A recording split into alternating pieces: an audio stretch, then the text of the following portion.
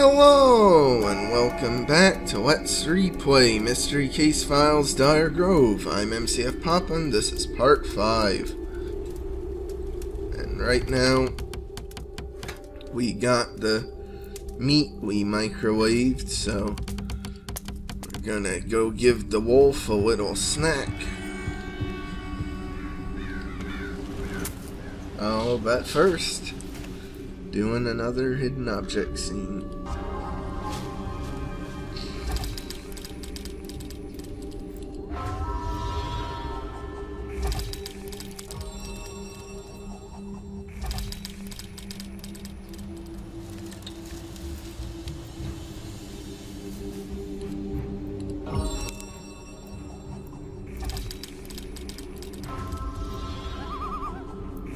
Avenge us.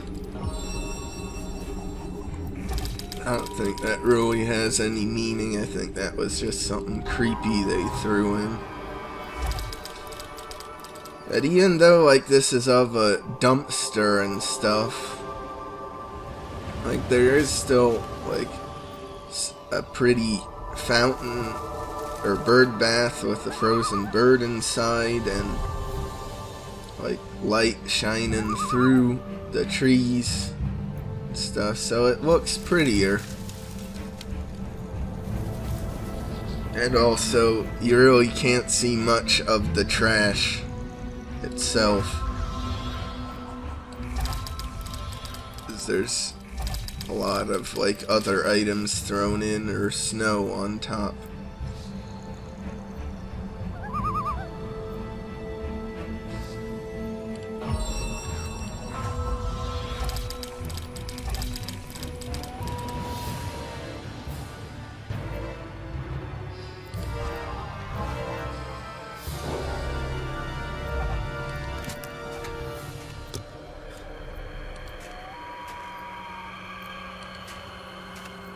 Oh, now the grave that the first letter's gone. I guess it's Art the Carney's grave.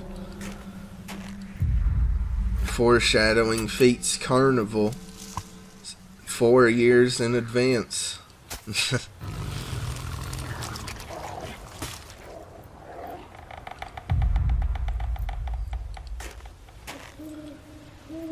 Now here's a tree with a face in it. You can see the covered bridge in the distance. And here's where the image that was used in one of the journal entries.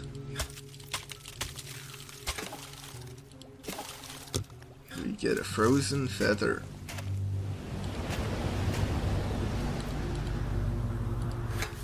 The one time that there isn't a morphing object in the, like, chimneys.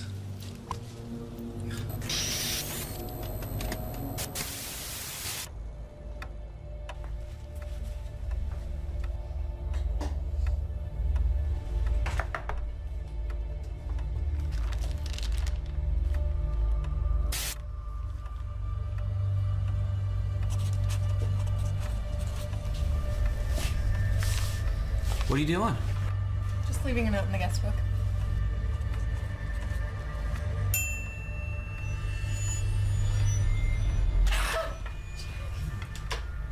The legend is real. When are you gonna fill us in on this legend anyway?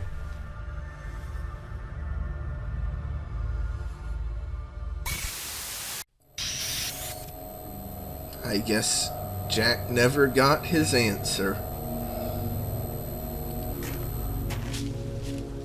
Ooh, bird flying away.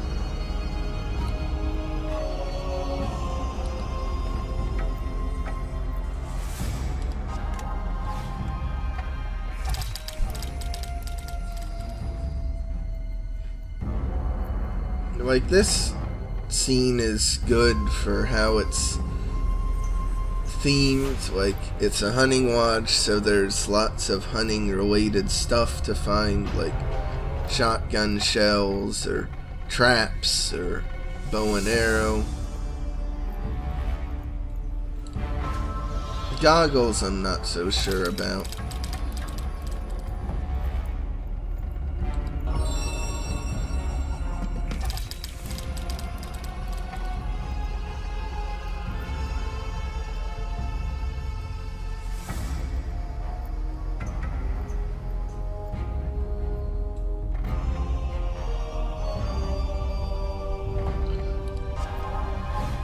And they put a raven in this scene. They must be foreshadowing escaping from Ravenhurst.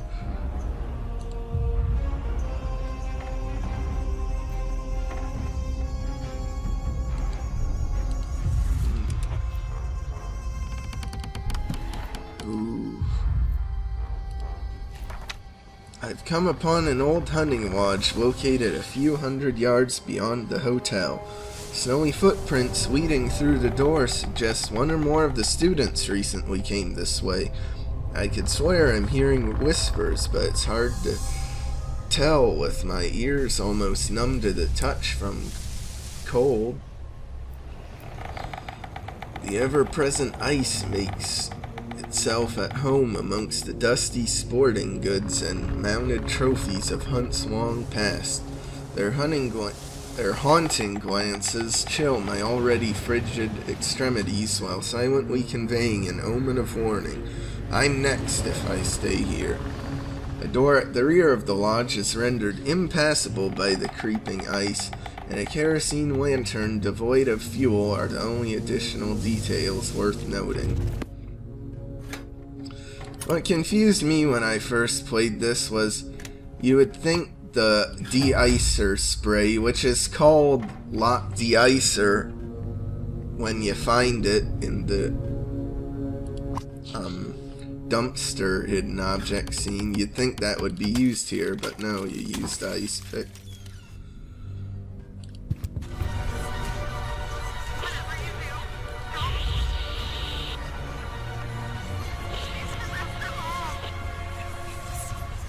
Really scary.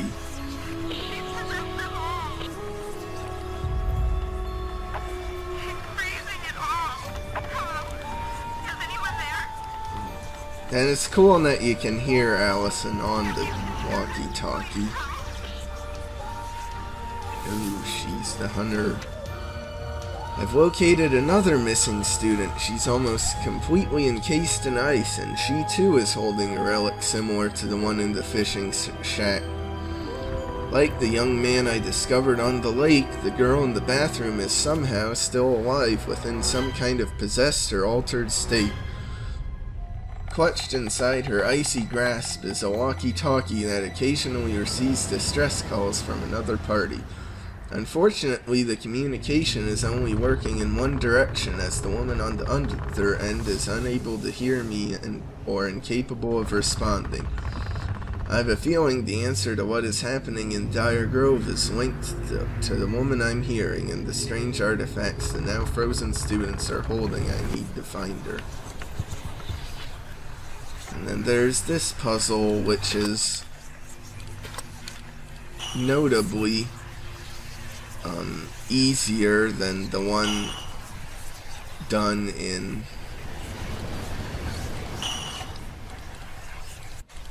Rewind that's like similar to it.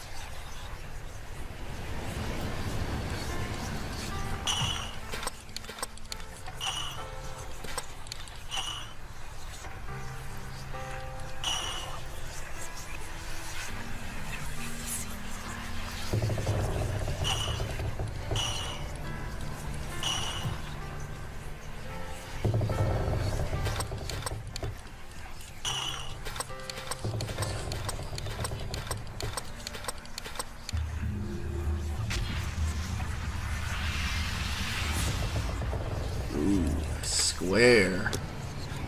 Oh boy.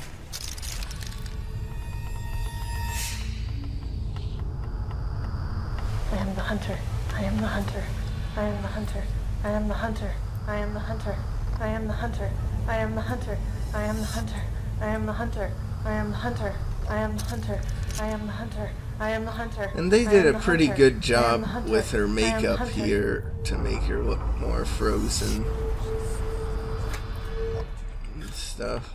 Even though it's like as simple as putting some white powder on her eyebrows and eyelashes and having her wear a dark purple lipstick, but it looks pretty good. And what I like about that Banshee scene is, unlike the others, like, you first enter this scene and it doesn't trigger, so you think, oh, you're safe and there isn't a spooky scene, but then after you complete the hunter's puzzle, then she shows up.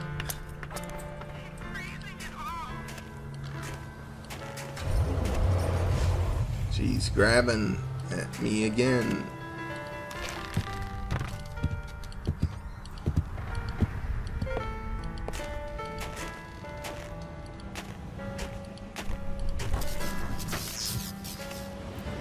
But now with the bolt cutters, we can go back here and finally get in the museum.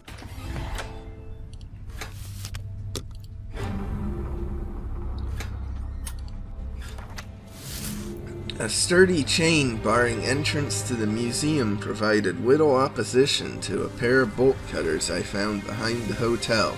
It's hard to describe the amount of destruction being leveled upon every frosted surface of this once charming exhibit hall. The entire world feels miniatured. Pressed within an ornamental snow globe, my surroundings become a toy meant to amuse an angry child. Footprints toward a gift shop on my left, while a series of artifacts and displays cower beneath the ever-expanding ice. I'm doing my best to keep moving, but I don't know how much longer I can last. It's getting even colder. So cold that, like, in the museum, like, there's ice all over, which is a pretty cool detail compared to the general store where there isn't a bunch of... Oh, well, there's some, but it's a lot more subtle. I actually never noticed that there were icicles hanging in the general store. Like I believe I said anyway, every time I play these games, I still discover new things.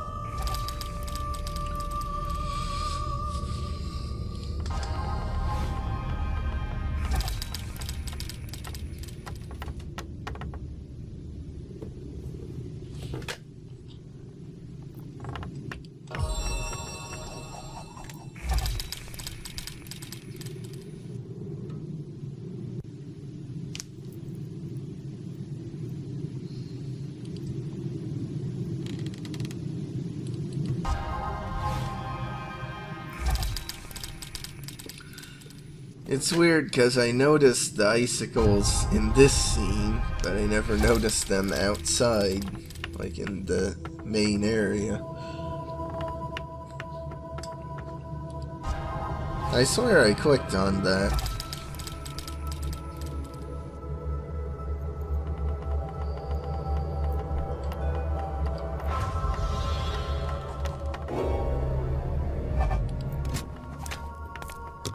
Kerosene?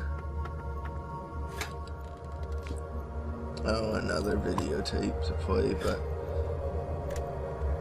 I could have sworn it was with an E. Is that some British spelling? We came all this way. When are you gonna tell us about this mysterious legend? Well, it just so happens that I have my slides from my lecture right here. Roughly 2,000 years ago, on this very spot, lived an ancient civilization called the Celts. What is now Dyer Grove was once the settlement of Galen. Should we be taking notes? 4 Celts, a hunter, a blacksmith, a farmer, and a fisherman, all gathered in Galen and successfully contacted their deceased ancestors by performing the ceremony with these 4 magical objects. Unfortunately, a gate was opened between the warm green land of the living and the icy void of the dead. Hold me. Not knowing how to close the gates, the Celts watched in horror as the icy land of the dead crept into their world. But they realized if they didn't stop the ice, it would overtake the whole earth. So they had to close the gate. They abducted this young woman and thrust her like a sacrifice into the portal. It worked. The ice receded, the earth was green and warm.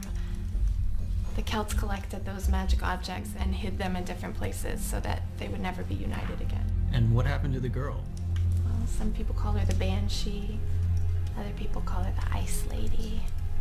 Supposedly, she waits for the discovery of the relics so that she can come back and turn the earth to ice, so that we all may feel her pain. A few days ago, archaeologists unearthed a relic near Dyer Grove that Alice... You believe is one of the 4 devices used to open a gate to another world. Right.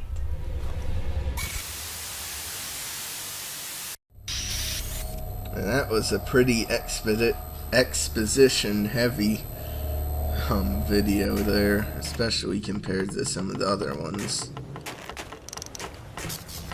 But anyway, I'm gonna go back to the hunting lodge now and put the kerosene in the lantern.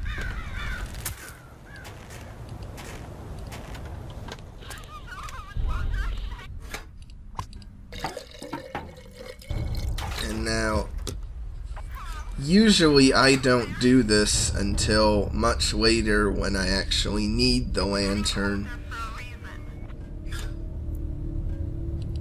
But you can come back and get it now, and this second scene here to find the potato chips, which is only available if you have the collector's edition of the game. It is still, it like spawns in already. I like never picked up on that it appeared so quickly. I always assumed you couldn't do it until you actually needed the lantern, and that's when this scene spawned in.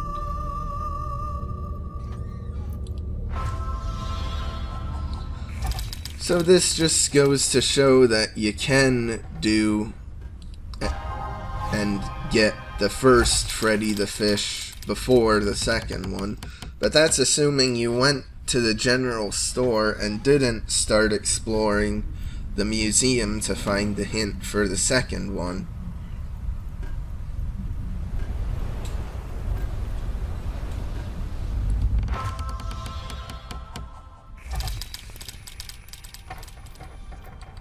Feel free to leave a comment what order you get the Freddy fishes in.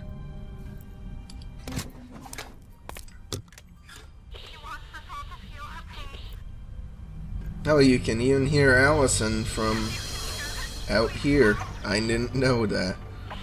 But anyway, like and subscribe if you want, and I'll see you next time.